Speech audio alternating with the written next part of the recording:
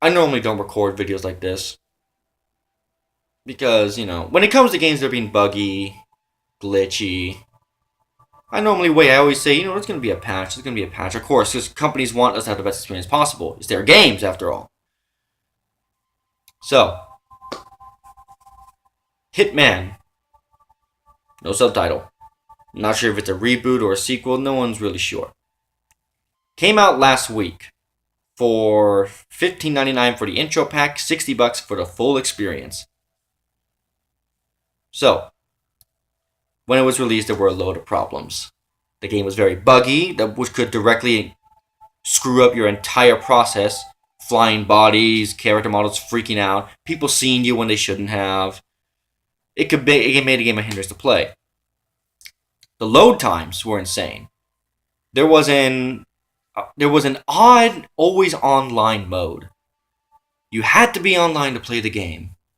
Now, no, you can play the game offline, but you want to have access to contracts, challenges, even stuff you unlock in the game, like spawning in a certain area. Maybe you want to spawn in the attic, or you want to spawn dressed as a chef or a waiter. Can't do that if you're offline. So people have been complaining about the game, myself included. Of course, because the gameplay was solid and fun, I was like, you know what? I'll just wait for a patch. I'll wait for a patch because companies they always patch their games and so a patch comes out today. And with every game, before a patch comes out, I like to look at the patch notes, even before downloading it. But because my PS4 was in rest mode, it automatically downloaded it. So, So I go to Hitman.com. No patch notes. I go, okay. I'll go to SquareEnix.com. No patch notes. I go to their Twitter, because usually companies post said, read the full patch notes here at blah, blah, blah, blah, blah, blah, blah. Nothing. So I go to NeoGAF, I go to GameFAQs, and I even go to the forums for Hitman to see what people are talking about. No one knows what the patch is for. No one. So I'm like, okay. I'll just start the game and I'll see if there's any problems.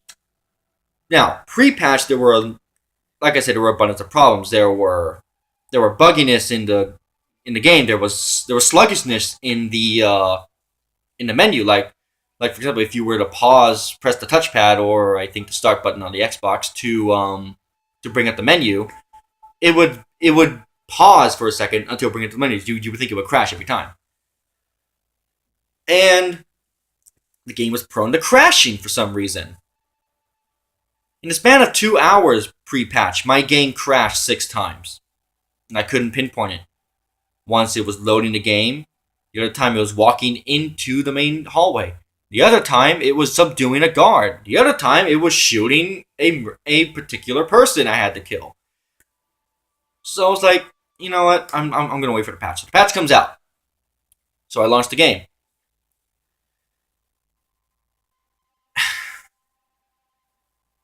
Load times were increased by 30 seconds instead of a minute and 15, which was already insanely long. I mean, for reference, when Bloodborne first came out, it was only 45 seconds. And that was long, but nothing to compare to a minute and 15. It was...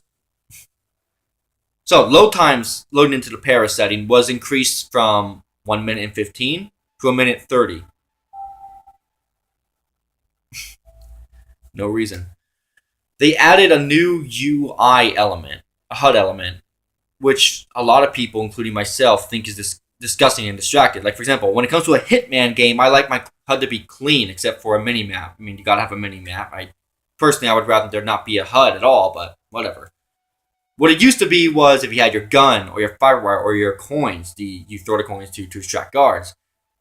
When they were out, they would be highlighted in white in the bottom corner.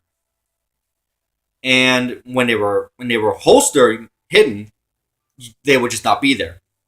Now they're just darkened slightly. And I don't like that. But, that's a personal preference. But if you don't like it like me, you cannot change it.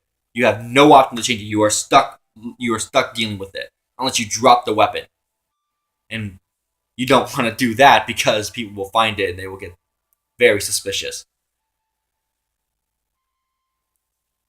I've had more problems disconnecting from the server And many people would say, well, it's just your internet. Your internet's not good. I have a wired connection to our modem, and it's a 60 megabit per second. 60 megabits. Which is pretty damn good. I shouldn't have any problem connecting. I can download a 32 gig game in an hour while playing an online game and experience no lag. So it's not me. It's clearly the servers. And remember what I said earlier. You cannot play 85% of the content unless you are online. My game's prone to crashing, has increased. As post-patch, it crashed 4 times in the span of 30 minutes. But the thing that pisses me off more than anything, I pre-ordered the game a day before because I was like, you know what, I want to play this by midnight. I want to play the new Hitman. I want to see what they've done. And I'll get some cool stuff. If you pre-ordered it online, you got the Blood Money pack, which include the white Requiem suit, the white silver baller silence pistol, and the explosive rubber ducky called the Pale White Duck. And I like using those in this game. That's always my loadout, Requiem pack and all that. So I go to plan my mission. I go to select the gun first. And the gun's model isn't loading, but it's there. So I'm like, okay, I'll select it. It should be in there.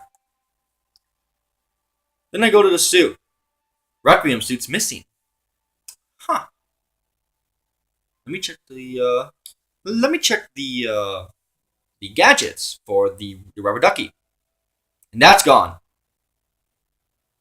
So what we have here is a patch that increased loading times, increased frequency of crashes, increased disconnection to the server, and took out content that people specifically pre-ordered to get. I'm done. I don't know what it is with Square Enix. Every recent game, aside from probably Life is Strange, had issues.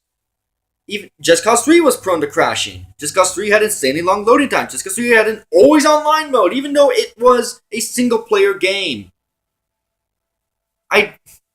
Challenges are not an excuse. A lot of people don't give a shit about leaderboards. Now, if you want there to be an online mode that you select at the beginning, fine, sure, whatever. But to have you required to sign in at the beginning just to play it, I mean, this is ridiculous. What the fuck were they thinking? What the fuck were you thinking, Square Enix? What the fuck were you thinking, IO Interactive? I mean, meanwhile, I have 192 hours on Fallout 4, a game by a company that is known for their bugs and crashes. Only crashed once for me. And I barely experienced any bugs. My 300 playthrough of Skyrim from when it came out and from when it was patched only crashed 4 times. And Hitman, in a total playthrough of 6 hours, crashed a total of 10 times. 10! No. So what we have here is a game that's $15 for an intro pack. Remember that. You pay $15 to get the first episode. People who pay $60 for the full experience to get episodes 1 through 7, they're not even going to get the content until the end of this year. And the disc version, when people want to wait for the disc and get it used, that's not even going to come out till 2017. We're basically paying for a beta, and they're advertising it as a full-fledged game. The game is complete. The game is coming out. No, it isn't. It's not. The game is buggy. The game is broken. And the patch seems to have made it worse. And I think that's why they didn't include patch notes. They didn't want people seeing this and being like, no, you know what? This is bad. No, I'm not going to get this game because of this. Don't buy Hitman. And if you want to buy Final Fantasy and Deus Ex, fine. Auto Power 2, I hope they are good at launch. But for me, I am boycotting it. I'm boycotting all Square Enix games. I never gave a fuck about Kingdom Hearts. I always hated that series. Although a little bit the combat was good. I'm boycotting Just Cause 3, which I own, and I'm not even getting. I was debating getting the DLC, the Skyforce, because that looked really cool. I'm not getting that. I only owned the first episode of Life is Strange. I was gonna buy the rest. My friend told me how amazing it was. No, Not buying it. And I'm sure as hell not buying the other Hitman stuff. I'm done with Square Enix. Just like I'm done with Warner Brothers. Just like I'm done with Bungie.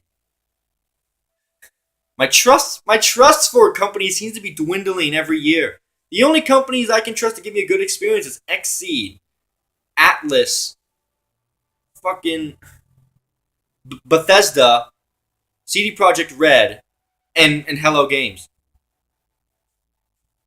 and From Software. But Bandai Namco is kind of a iffy company. Anyway, that those are just my thoughts. If you want to buy a Hitman, fine. I would just say spend your money on something more worthwhile.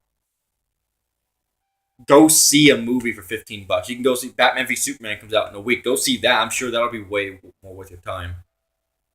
Anyway, signing off.